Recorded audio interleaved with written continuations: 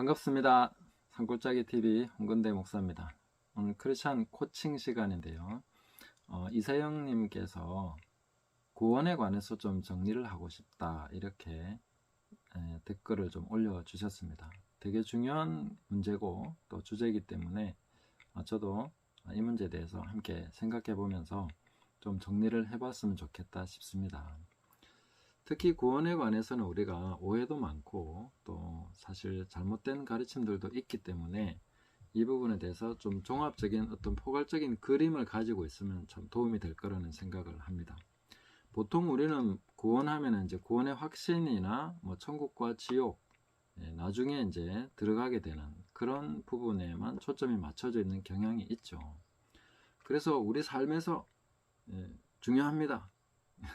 하나님 나라는 꼭 죽어서만 가는 나라가 아니고 이 땅에서 우리가 살아야 되는 나라입니다 하는데, 그 말에는 동의하지만 그런데 또 구체적으로 하나님 나라의 삶이라는 걸 어떻게 살아야 되냐 이렇게 또 들어가면 또 뭔가 막연해지는 그런 게 있죠. 그래서 구원이 어떤 것인가 하는 것을 조금 제가 가장 기초적인 부분에서 이렇게 좀 포괄적인 내용까지 조금 말씀을 드리면서 한번 정리를 해보겠습니다. 먼저 구원이라고 하면 우리는 보통 영혼 구원, 한 영혼을 구원해야 됩니다 할 때 그 영혼 구원만 자꾸 생각을 하죠. 그래서 예수님을 영접하는 기도하게 하고 교회 다니고 막 이렇게 해서 어쨌든 그 믿음 떨어지지 않도록 해서 천국까지 갑시다 이렇게 되는 경향이 있는데, 구원은 사실 영혼 구원이라는 표현은 맞지 않습니다. 성경에서도 영혼 구원이라는 말은 쓴 적이 아마 없을 것으로 저는 기억을 하는데, 구원은 삶의 모든 영역을 포함합니다. 그것은 우리의 속사람의 거듭남부터 시작해서 겉사람, 그리고 우리 가정, 이웃, 심지어 자연계까지. 로마서 8장에 보면 이렇게 피조물들이 탄식하면서 하나님의 아들들의 나타난 그 영광의 자유에 이르게 되는 것을 사모하고 있다, 그 기다리고 있다 이렇게 말해주고 있습니다. 그래서 이 구원의 영역은 우리 내면의 이 속사람에 시작해서 겉사람, 우리가 이 겉사람을 의의 병기로서 하나님 앞에 온전히 거룩하게 들여서 쓰임받는, 그리고 우리 가정과 자녀들과 이웃과 모든 삶의 모든 영역입니다. 국가의 모든 영역까지, 자연계까지 그렇게 포괄하는 것이 구원의 내용입니다. 굉장히 광범위하고 넓은 것이 그 구원이라는 뜻입니다. 근데 우리가 그 구원에서 헷갈리는 것이 뭐냐면은, 내가 구원을 받았는데 너 왜 달라지는 게 없냐, 왜 이렇게 별로 뭐 예전과 똑같지, 뭐 넘어지는 것도 똑같고 화내는 것도 똑같고, 뭐 내가 예수님 믿는다고 해서 뭐가 달라졌냐, 아무것도 달라진 거 없네 하고 생각하기 쉽습니다. 그런데 사실은 완전히 달라졌습니다.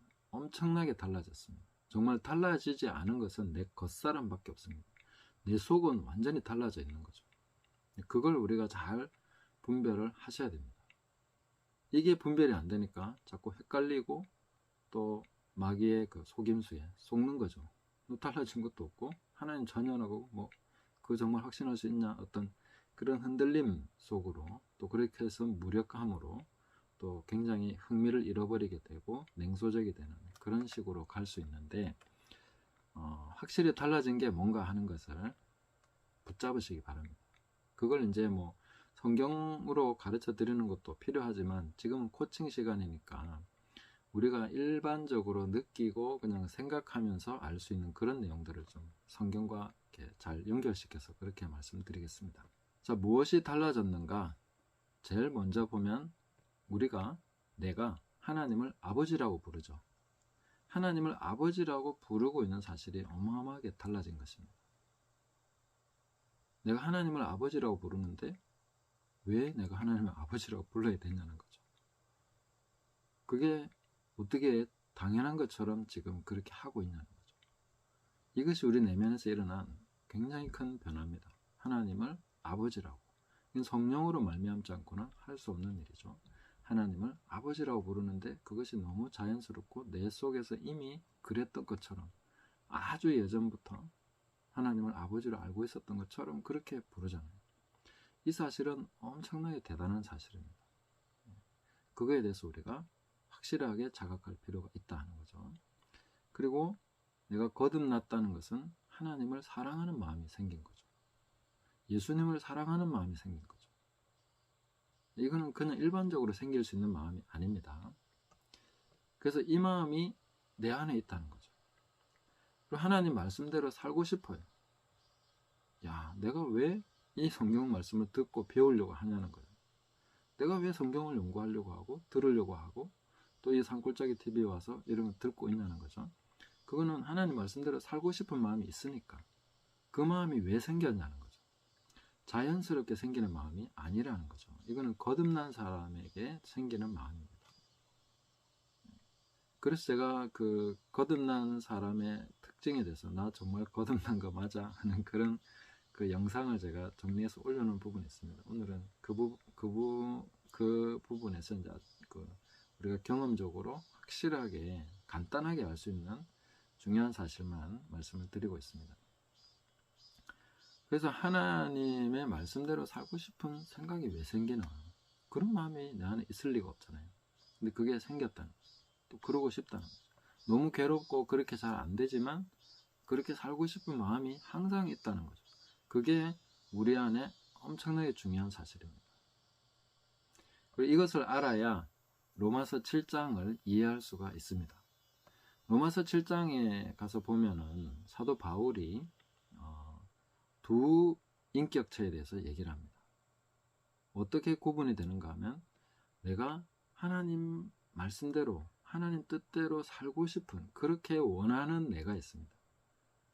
그 하나님을 사랑하고 하나님 말씀대로 정말 하나님을 기쁘시게 해드리고 싶고 하나님을 사랑해서 열매 맺고 싶고 그 뜻대로 살아내고 싶은데 그런 마음이 있다는 거죠.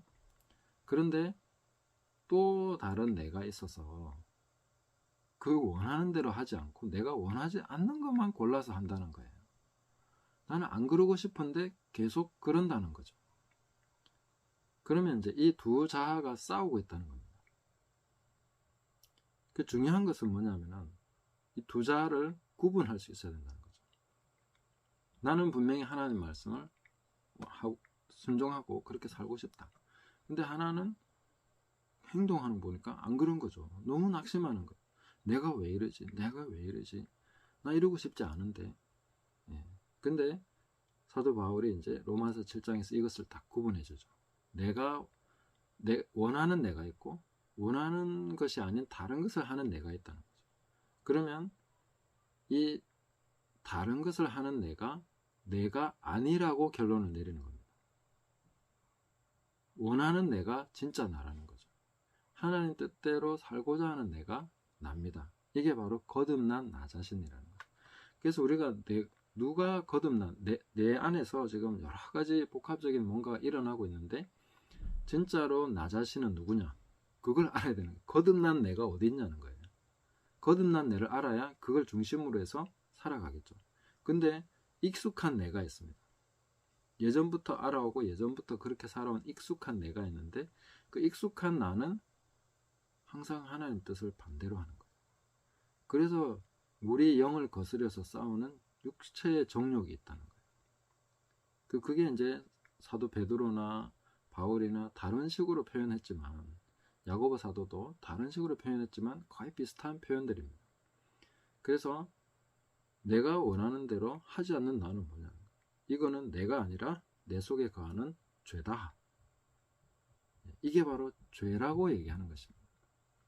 나인 줄 알았는데 내가 아니고 죄였네? 근데 너무나 익숙한 나인 거죠. 내가 계속 죄 가운데 살아왔기 때문에. 내가 죄로서 살아왔기 때문에 내가 전적으로 부패하고 타락했구나 하는 것을 이걸 확인함으로써 알 수 있습니다. 항상 하나님 말씀과 대적하면서 반대로 하고 있는 나 자신을 보게 된다는 거죠.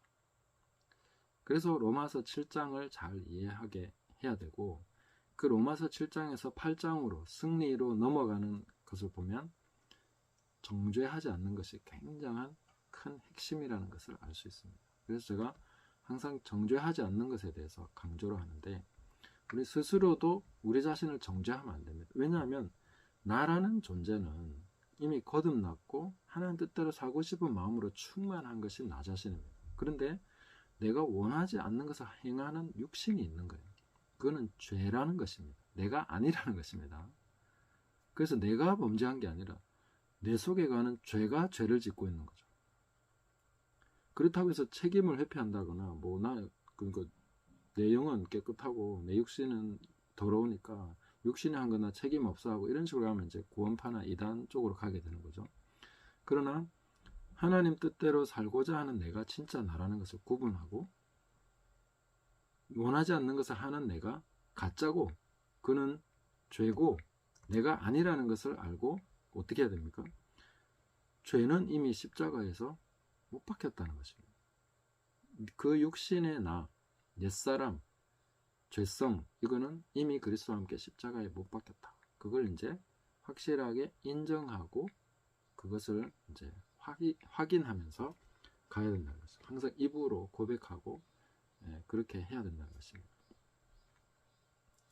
제가 그걸 도와주기 위해서 사실 잘 운영되지 않던 채널이 하나 있었는데 그 생태마을 연구소 채널을 바꿨습니다. 크리스천 독서 채널로 바꿨는데 거기에 이제 그 케네스 해긴 목사님이 믿음의 양식 책을 가지고 매일 하도록 365일 하도록 되어 있는데 그걸 이제 조금씩 지금 올리고 있습니다. 나중에 제가 광고로 이렇게 알려드리려고 하는데 아직 안정이 좀 덜 돼가지고 그렇게 하고 있는데 그런 것이 도움이 됩니다. 그래서 매일 믿음의 내 자신에게 믿음을 먹여줘야 됩니다. 믿음을 격려시켜줘야 된다는 거죠. 거듭난 내가 믿음으로 살아갈 수 있도록 말씀으로 살아가려고 하는 이 내 자신을 자꾸 말씀으로 격려해 줘야 되는 거죠. 근데 우리가 사는 환경은 그런 것을 격려하는 환경이 아니고 조롱하는 거죠.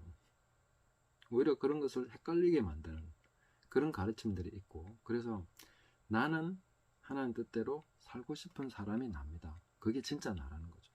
그런데 그렇게 하지 않는 원하는 것을 하지 않는 내가 아니라는 거. 이거 몇 번을 강조해도 지나치지 않습니다. 계속 우리는 거기에 대해서 구분을 해야 됩니다. 그리고 원하는 나에게 격려해 주라는 거죠. 너가 하나님 말씀대로 사는 게 맞다. 그걸 입으로 고백하고 그것을 행하도록 계속 격려해서 마침내 그렇게 살아가도록 육신의 겉사람을 지배하고 그 겉사람의 죄성은 십자가에 못 박혔다는 것을 인정하고 계속 믿음으로 고백하고 싸워서 이겨야 되는 거죠. 그걸 하기 위해서 이제 고린도전서 3장을 보시면 이제 육신으로 살아가는 사람을 그리스도 안에서 어린아이라고 얘기합니다. 그리스도 안에서 어린아이는 계속 자라가야 되는 거거든요. 자기 생각이나 자기 고집이나 육신을 따라서 뭔가를 하는 육신을 따라서 하는 것은 죄죠. 그래서 죄가 계속 활동하도록 만드는 것입니다. 그게 어린아이의 특징이라는 거죠. 그렇다고 해서 거듭나지 않았다라고 얘기하지는 않습니다. 고린도 교회를 향해서 육에 속했다고 하지만 육에 속했다고 해서 넌 거듭나지 않았어 이렇게 말하지는 않습니다. 그래서 육에 속했지만 그리스도 안에서 어린아이라는 거죠. 그래서 혼의 구원이라는 것은 사실 그 혼이라는 것이 따로 있는 것이 아니라 우리 영과 육의 어떤 그 가교 역할, 교집합 역할 그런 쪽에 이제 혼이라고 볼 수 있는데 그 혼은 이쪽으로도 갈 수 있고 저쪽으로도 갈 수 있고 지정의라는 거죠. 그래서 혼의 구원이라는 것은 그 혼이 하나님 말씀으로 또 양심이 하나님 말씀으로 훈련이 돼서 내 속사람에게 잘 이렇게 함께 보조를 맞추어서 협조해서 속사람이 육신, 죄성을 지배하고 다스리고 그것을 완전히 버리고 승리해서 열매 맺고 우리 가정과 이웃과 이제 피조물, 국가와 사회, 피조물까지 영향을 줄 수 있도록 하는 것에 혼이 사용된다면 그게 이제 혼의 구원이라고 표현할 수 있겠죠. 그래서 이루어야 하는 구원이라는 것은 우리가 지금 이미 구원받았는데 그리스도 안에서 거듭났는데 거듭난 사람이 계속 옛사람의 본성대로 살아가면 그거는 육에 속한 사람이 되는 것이죠. 근데 그 사람이 진짜로 거듭났는지 안 났는지가 잘 구분이 안 되는 거죠. 물론 속 사람으로는 하나님의 법을 즐거워하고 하나님 뜻대로 살고 싶어하고 그런 마음이 있겠죠. 그것이 계속 나타나야 되고 드러나야 되고 지배해서 승리할 수 있도록 그렇게 싸우는 것이 이제 우리가 이루어 가야 되는 구원이라는 것이죠. 그래서 하나님 나라에 가서 누리게 되는 영생이라는 것은 이것의 연장선에 있는 거죠.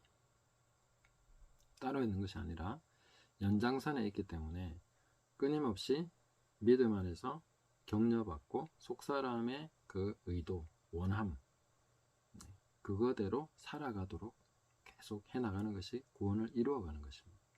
속사람은 원하고 있어요. 하나님을 기쁘시게 하고 싶다는 거죠. 하나님 뜻대로 살고 싶다는 거죠. 하나님을 더 뜨겁게 사랑하고 그의 뜻을 이루는 것을 낙으로 삼고 즐거움으로 삼고 그렇게 살고 싶다고 하는 것이죠. 그것이 우리가 나아가야 되는 그 구원의 방향이다, 이렇게 보시면 되겠습니다. 그래서 뭐 평소에 내가 별로 달라지는 거 없는데 라고 느끼는 것은 그 익숙한 나로 살아가기 때문입니다. 이제 그 익숙한 나와 결별하고 새 사람, 속사람인 나와 더불어서 그 속사람은 항상 하나님의 말씀을 매뉴얼로 삼습니다. 하나님을 기쁘시게 하는 것을 자신의 기쁨으로 삼습니다. 그리고 위에 있는 것을 바라고 그리스도를 바라고 그리스도 안에서 순전하고 거룩하고 복된 삶을 추구하도록 그것이 강력하게 동기부여가 되어 있고 그게 본성입니다. 우리의 본성은 하나님의 말씀을 기뻐하고 그분을 즐겁게 하고 또 그분과 함께 동행하는 것을 즐거워하는 것이 우리 자신인 거죠. 그것이 나 자신이기 때문에 이제 그렇지 않은 것은 계속 다스리고 싸워서 육신을 쳐서 복종케 하는 그렇게 해서 우리가 거룩한 삶의 열매를 맺으면서 가야 되는 것이죠. 그게 바로 우리가 가는 구원의 여정이다, 이렇게 볼 수 있습니다. 네, 구원에 관해서 뭐 좀 더 질문이 있으시면 여기서 질문을 해주시고, 그래서 구원이 뭐 천국 가는 거는 당연히 이제 그런 여정에서 뭐 천국은 가는 거죠. 근데 그 여정이 없이 갑자기 천국에 장소 이동만 한다고 해서 그 사람이 천국에 갈 수 있을까요? 저는 천국이 굉장히 낯설고 적응이 안 되는 그런 것일 거라고 봅니다. 만약에 이 땅에서 천국의 삶을, 하나님 나라의 삶을 살아가지 않는다면 우리가 말씀대로 살아가는 속사람의 그 기쁨과 속사람의 그 열정, 속성, 이걸로 살아가게 된다면 천국이 더 익숙해지는 것이죠. 계속 하나님과 함께 하는 것이 자연스럽고 거기에서 기쁨과 행복과 영생을 이미 누리고 있게 되는 것이죠. 그래서 우리는 이미 이 땅에서 영생을 시작했습니다. 우리가 살고 있는 이 삶이 영생의 시작이고 과정입니다. 계속 연장선에 있는 것이죠. 천국은 단절된 것이 아니라 지금 삶의 연장선에서 어떤 장소 이동만 하게 되는 것이기 때문에 그런 것을 우리가 잘 생각하시면서, 물론 마지막 나팔의 순식간에 혼련이 변화되는 것은 분명합니다. 하지만 그것은 육신의 어떤 그 한계와 장막의 한계를 완전히 벗어버리고 이 썩을 것이 썩지 않음을 입게 되는 그런 과정일 뿐이고, 우리 속사람이 뭔가 새롭게 달라지는 그런 건 아니라는 거죠.